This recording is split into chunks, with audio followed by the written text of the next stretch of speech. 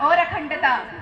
हिमाद्री तुंग श्रृंग से प्रबुद्ध शुद्ध भारती, स्वयं प्रभास मुज्ज्वला स्वतंत्रता पुकारती।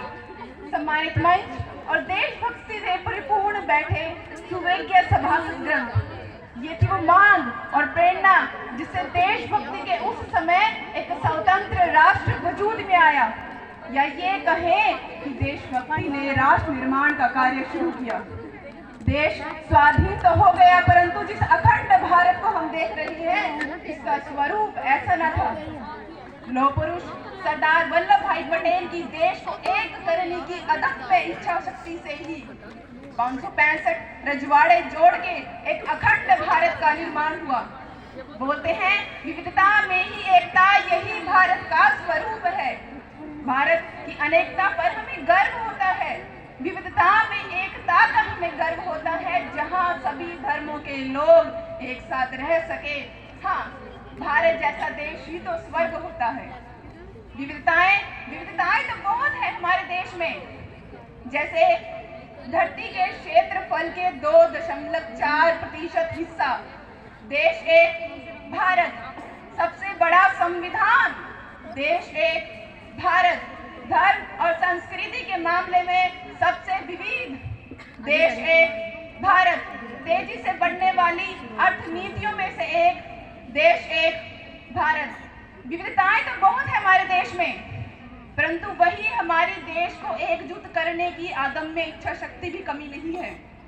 जहां अमेरिका ने 250 सालों में मात्र 27 बार अपने संविधान में सुधार किए, वहीं भारत ने 75 सालों में 105 बार संविधान में सुधार किए। इसका मतलब यह कदापि नहीं कि हमारा संविधान त्रुटिपूर्ण है। इसका मतलब है कि हमने हमेशा सबको एक साथ लेकर चलने की कोशिश की है।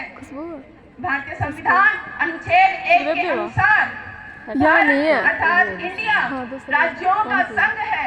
राज्यों के संघ से तात्पर्य है भारत से अलग राज्यों का अस्तित्व नहीं, भारत से अलग राज्यों का होने का कोई अधिकार नहीं, भारत राज्यों के बीच किसी समझौते का नतीजा नहीं। यह अनुच्छेद भारत की अखंडता को दर्शाता है। जहां अखंडता भौतिक अवस्था को दर्शाता है, वहीं एकता मनोवैज्ञानिक एवं भावनात्मक पहलू है। वहीं अगर हम जनता के प्रधान सेवक की अपनी मुंह बोली बातें बयां करूं तो The youth of India has the strength to change the entire world with a single click of a mouse. We have generated that ability. अगर हम एकता को दर्शन शास्त्र से समझने की कोशिश करें तो हमें स्वामी विवेकानंद जी के मत पर गौर करना चाहिए। वे कहते हैं कि हमारा भी धर्म सही नहीं, हमारा ही धर्म सही है, हमारा ही धर्म सही नहीं, हमारा भी धर्म सही है।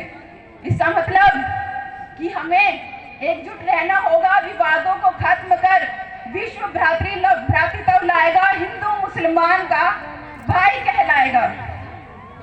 वहीं अगर हम इसे जैन दर्शन के अनिकांतवाद सिद्धांत से समझने की कोशिश करें तो इसमें कहा गया है कि हमें एक दूसरे की भावनाओं का समझना चाहिए, एक दूसरे को सहयोग करना चाहिए। वहीं अगर हम बात करें कि क्या स्त्री, क्या पुरुष, क्या हिंदू, क्या मुसलमान, क्या बच्चे, क्या बूढ़े, क्या ब्राह्मण, क्या शूद्र, हम सबका एक लक्ष्य है, हम सबका एक परिचय, हम भारतीय। इसी के साथ ही परिणाम देश का होगा, परीक्षा धर्म की होगी, परिणाम देश का होगा। परिणाम जो भी हो, हमारे देश की अखंडता और एकता बनी रहनी चाहिए। कहते हैं कि इस देश में हमको प्राउड है, या कल्चर अपना रिच, आवाज भी अपनी लाउड है और ऑन है सारे स्विच। ये रेस है जो शान की, हमें करना है कमाल। देखो पीछे मुड़ के, हमें हुए 75 साल, हमने की कितनी तरक्की, कितने चीजें की इजाद। 1947 से जब देश का आजाद आबाद है, हमें हारना ना गवारा, क्योंकि सारे जहां से अच्छा हिंदुस्तान हमारा। इसके साथ ही